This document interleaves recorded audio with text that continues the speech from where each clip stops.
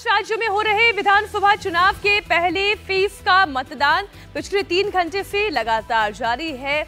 मतदाता अपने घरों से निकल रहे हैं वोटिंग के दिन छत्तीसगढ़ में, लेकिन इस बीच एक बड़ी घटना घटी है। एक नक्सली हमला हुआ है। नक्सल प्रभावित सुकमा के तोंडामका इलाके में नक्सलियों ने आईडी ब्लास्ट कर दिया है। हमले में सीआरपीएफ का एक जवान इसमें घायल हो गया है। ये जवान सीआरपीएफ के कोबरा बटालियन का है और चुनावी ड्यूटी में तैनात था। नक्सलियों ने वोटिंग से एक दिन पहले भी कल कांकेर में धमाका किया था और आज कांकेर में भी वोट डाला जा रहा है। 5 राज्यों के विधानसभा चुनाव में आज 2 राज्यों में वोट की प्रक्रिया जारी है और छत्तीसगढ़ की 90 सीटों में से 20 सीट पर आज मतदान की प्रक्रिया चल रही है, जबकि मिजोरम की बात करें तो 40 सीटों पर आज वोटिंग हो रही है। छत्तीसगढ़ की 10 सीटों पर शाम 5 बजे तक वोटिंग होगी, लेकिन नक्सल प्रभावित 10 सीटों पर दोपहर 3 बजे तक ही वोट डाले जा सकेंगे। तो दोनों राज्यों में इस वक्त मतदान की प्रक्रिया जारी है। मिजोरम और छत्तीसगढ़ में 5 राज्यों में मतदान का आज पहला राउंड है। तस्वीरें आप देख रहे हैं दोनों ही जगहों से। छत्तीसगढ़ चुनाव में कई मुद्दे हैं, वो मुद्दे क्या हैं इस वक्त आपके सामने रख रहे हैं। 90 सीटों पर मतदान की प्रक्रिया जहां एक तरफ जारी है, 32% जो अगर ये कहें मतदाता हैं, अनुसूचित जाति से आने वाले मतदाता हैं।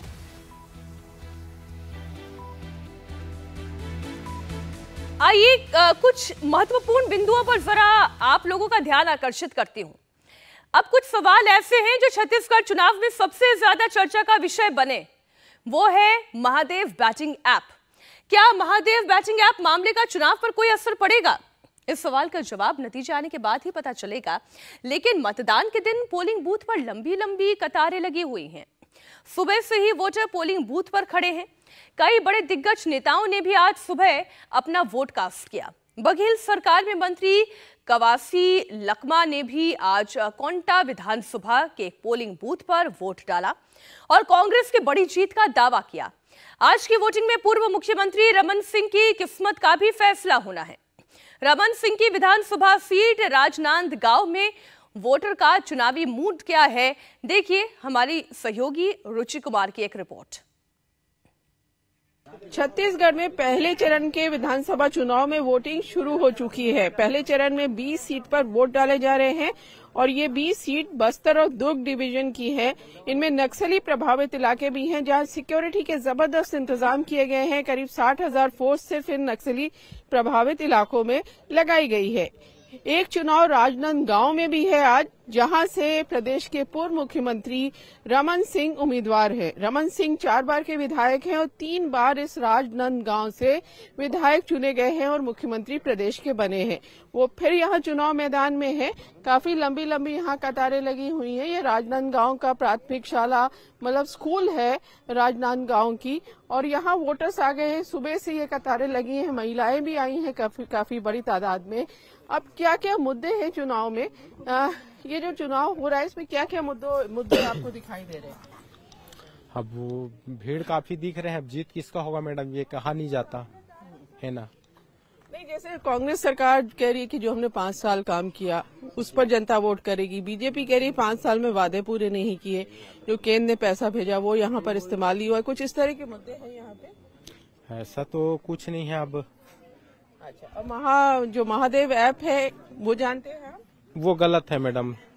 उसमें क्या है, काफी लोगों का पैसा ऐसा इधर उधर किए गए हैं। उस ऐप को बंद किया जाए।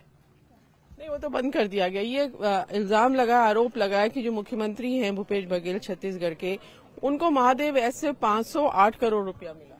नहीं, ऐसा मैं यकीन नहीं मान सकता मैडम कि ऐसा भूपेश बघेल ने किया है। किसानों के प्रति काफी उसने ध्यान दे रहे हैं, जनता के प्रति। आपका क्या नाम है? सुखराम साहू। अच्छा, राम साहू जी। साहू जाति यहाँ पे काफी बड़ी तादाद में ओबीसी बाहुल्य सीट है। ये बताइए इन चुनाव में क्या मुद्दे हैं? वैसा तो मुद्दे बहुत है जी। किसान के बारे में ज्यादा है। किसान का कांग्रेस तो किसान का मुद्दा रख रहा है और भाजपा भी रखा है सरकारी नौकरी का, 3200 रुपया कुंटल, 21 कुंटल धान का, ये सब तो रखा है। दोनों पार्टी रखा है। लेकिन जैसे चुनाव के बीच में एक बड़ा धमाका हो गया महादेव ऐप का कि मुख्यमंत्री आरोप लगे कि मुख्यमंत्री भूपेश बघेल को महादेव ऐप की तरफ से समय समय पे 508 करोड़ रुपया मिला। वो तो समाचार में मैं भी सुना हूँ, लेकिन हकीकत उसका क्या है इसके बारे में मालूम नहीं है। तो ये चुनाव में मुद्दा बन रहा है महादेव ऐप? हाँ, बन रहा है। आप बताइए क्या मुद्दे चुनाव के? हाँ, मुद्दा मैडम वो सब बढ़िया है, चल रहा है। वो तो मुद्दा आता रहता है, सभी का आता रहता है। अब चुनाव के 4 दिन पहले 6 दिन पहले कोई मुद्दा उठ गया तो उसका सोसाइटी भाग तो हुआ ही नहीं कि एकदम डिक्लेयर ये किया है। ऐसा है, चुनाव है तो चुनाव के पहले तो चालू कर ही देते हैं लोग, वैसे ऐसा कुछ नहीं है। और आपको क्या लग रहा है जो महादेव ऐप पे मुख्यमंत्री भूपेश बघेल पे आरोप लगे हैं उसका असर जो यहाँ वोट डालने जा रहे हैं उनके? नहीं, कोई असर नहीं जाएगा। चुनाव है ना मैडम, चली में क्या है, चुनाव 4 दिन बचे और कोई ऐसा लगा है तो उससे फर्क नहीं पड़ेगा। बोला इस तरह से वोटर्स की अलग अलग राय है। कुछ का कहना है कि जो महादेव ऐप है उसका असर पड़ेगा, कुछ कह रहे हैं कि इसका असर नहीं पड़ेगा। फिलहाल यहाँ पर वोटिंग जारी है। अभी कांग्रेस यहाँ पे कोशिश कर रही है कि दोबारा सरकार बनाए और बीजेपी की कोशिश यहाँ पर कांग्रेस सरकार हटा के अपनी सरकार बनाने की है। छत्तीसगढ़ में अब तक 12% वोटिंग हुई है। कांकेर की बात करें तो सबसे ज्यादा 17% मतदान हुआ है। कोंडागांव में अब तक 14% वोटिंग हुई है तो नारायणपुर में अब तक 11% मतदान हो चुका है और राजनांदगांव में अब तक 9% पोलिंग हुई है। ये ताजा आंकड़ा इस वक्त बीते 3 घंटों का हम आपके सामने रख रहे हैं। कांकेर में सबसे ज्यादा 17% मतदान हुआ है। आइए जो वीआईपी सीट्स हैं वो आपके सामने रख देते हैं। छत्तीसगढ़ की 20 सीटों पर जहां आज मतदान की प्रक्रिया चल रही है, पूर्व मुख्यमंत्री रमन सिंह और प्रदेश अध्यक्ष दीपक वैद समेत कई दिग्गजों की किस्मत का फैसला आज हो रहा है। तो जो वीआईपी सीट है उसको आपके सामने रख दें। बीजेपी से पूर्व मुख्यमंत्री रमन सिंह चुनावी मैदान में हैं और वहीं कांग्रेस की ओर से गिरीश देवांगन चुनावी मैदान में है, इसमें कोई दो राय नहीं। 2018 के रिजल्ट की बात करें तो रमन सिंह ने यहां से जीत दर्ज की। राजनांदगांव के बाद बात होगी चित्रकोट सीट की। बस्तर इलाके में आता है, नक्सल प्रभावित इलाका है। विनायक गोयल यहां से चुनावी मैदान में है। भारतीय जनता पार्टी की ओर से दीपक बैज कांग्रेस के उम्मीदवार हैं। 2018 के नतीजों की बात करें तो यहां से दीपक बैज ने जीत दर्ज की थी। अब बात बीजापुर के, बीजापुर सीट से जहां कांग्रेस की ओर से विक्रम मंडावी चुनाव लड़ रहे हैं तो वहीं भारतीय जनता पार्टी की ओर से महेश गागड़ा चुनावी मैदान में हैं। 2018 की बात करें तो यहां पर भी कांग्रेस का दबदबा रहा, कांग्रेस के ओर से जीत दर्ज की गई। कोंटा की बात करें, कवासी लखमा कांग्रेस की ओर से उम्मीदवार हैं। बीते 5 बार से अपने क्षेत्र से ये जीत दर्ज करते आए हैं। पार्टी में इस वक्त कैबिनेट मिनिस्टर भी हैं, सरकार में कैबिनेट मिनिस्टर भी हैं। 2018 में भी इन्होंने जीत दर्ज की थी। हम कवर्धा की बात कर रहे हैं। अब मोहम्मद अकबर कांग्रेस की ओर से, भारतीय जनता पार्टी की ओर से विजय शर्मा। 2018 में यहां से भी कांग्रेस ने जीत दर्ज की। कांग्रेस की ओर से छविंद्र कर्मा दंतेवाड़ा से चुनावी मैदान में, तो भारतीय जनता पार्टी की ओर से चेतराम अटामी, यहां भी कांग्रेस ने जीत दर्ज की। क्या इस बार यहां पर नतीजा कुछ बदलेगा, ये पता तो 3 दिसंबर को चलेगा। लेकिन बीजेपी नेता और पूर्व मुख्यमंत्री रमन सिंह ने छत्तीसगढ़ में बीजेपी की सरकार बनने का दावा किया है। अब से थोड़ी देर पहले वोट डालने के लिए घर से निकल रहे रमन सिंह ने कहा कि पहले चरण के 20 में से 15 सीटें बीजेपी जीतेगी, बीजेपी को पूर्ण बहुमत मिलेगा। रमन सिंह ने महादेव बैटिंग ऐप घोटाला मामले में भूपेश बघेल पर हमला भी बोला और कहा कि करप्शन सबसे बड़ा मुद्दा है। राज्य का मुखिया सट्टेबाजी में लिप्त है, जुए के खेल से कमाई कर रहा है। गवाह सामने आ गए हैं, ईडी के पास सबूत है। भारतीय जनता पार्टी प्रथम चरण में बस्तर और राजनांदगांव को मिला दे तो 20 सीटों के साथ हम पहले चरण में ही बहुमत की दिशा में आगे बढ़ेंगे और 14 से 15 सीटों पर भारतीय जनता पार्टी पहले चरण में और दोनों चरण मिला के स्पष्ट बहुमत के साथ भारतीय जनता पार्टी की सरकार छत्तीसगढ़ में बनने जा रही है। करप्शन बहुत बड़ा मुद्दा छत्तीसगढ़ में है। मुखिया यदि खुद भ्रष्टाचार में लिप्त हो जाता है, जुआ सट्टा अपराधियों से पैसा लेने लगता है, 509 करोड़ का ट्रांजैक्शन को प्रमाणित किया है ईडी ने। इससे बड़ा और क्या प्रमाण मिलेगा कि इनके सचिवालय के 3 अधिकारी इससे लिप्त हैं, उनको पैसा मिलता है।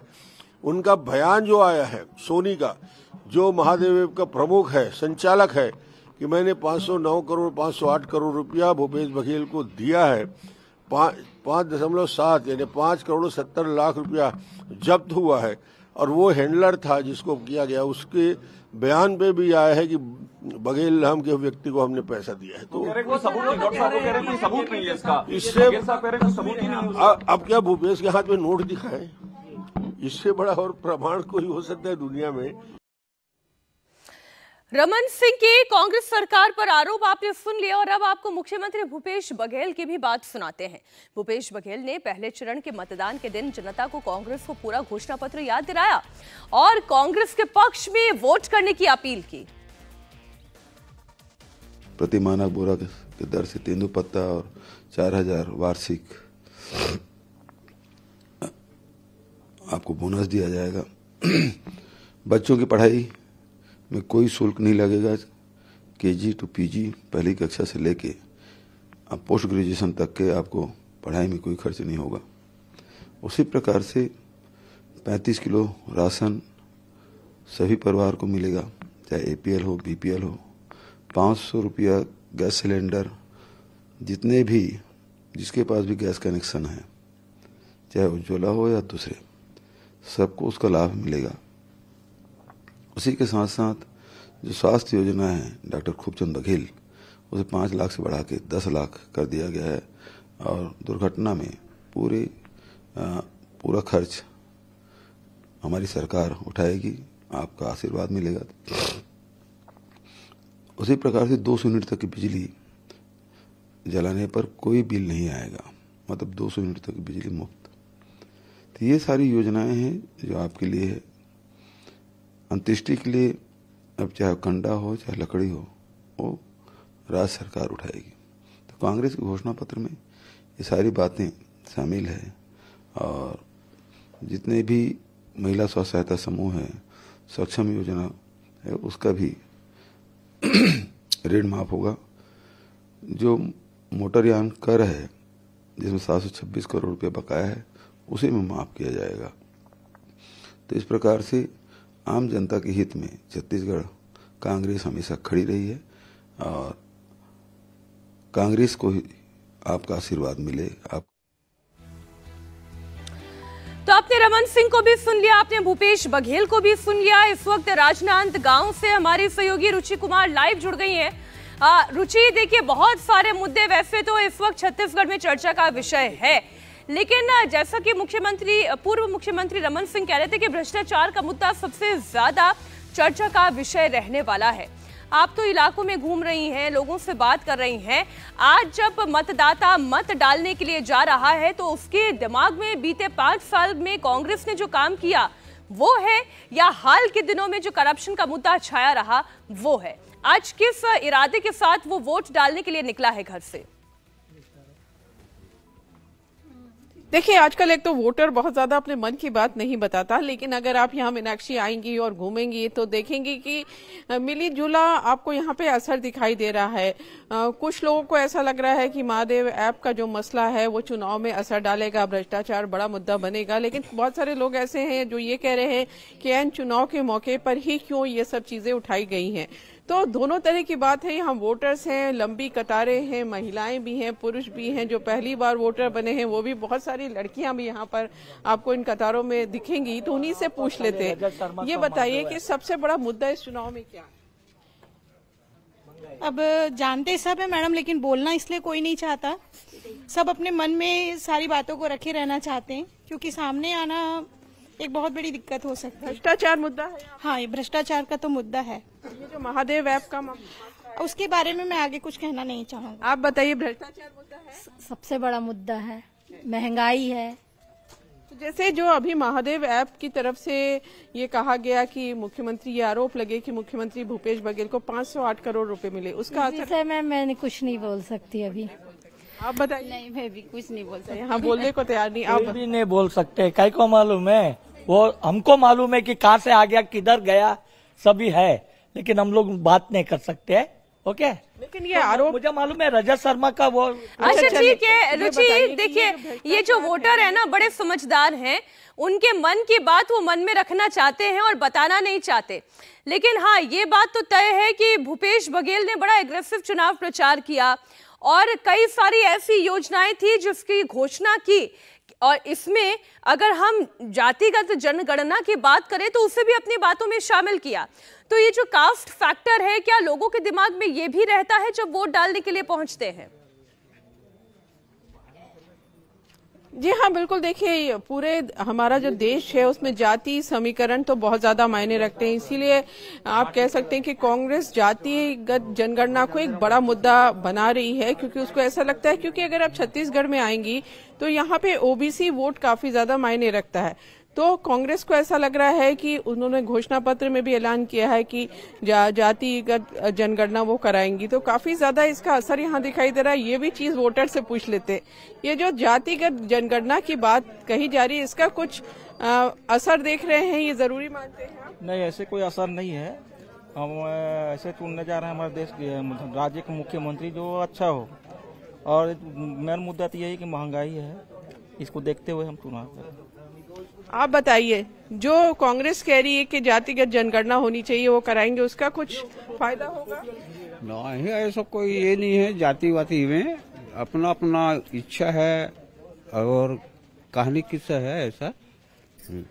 अच्छा, आप कह रहे हैं कि जातिगत, लेकिन यहाँ पे जैसे छत्तीसगढ़ में जो जाति समीकरण है वो कितना मायने रखता है, और जातिगत जनगणना होगी, इसका कुछ फायदा यहाँ मिलेगा? जाति गणना के इसके बारे में तो थोड़ा सा जानकारी तो नहीं है मैम। तो मीनाक्षी, इस तरह से आप यहाँ पे आएंगी तो आप ये देखेंगे कि जो बीजेपी ने ऐलान किया है महिलाओं के लिए कि जो विवाहित महिलाएं हैं उनको अगर सरकार बनी तो 12,000 रुपया सालाना दिया जाएगा।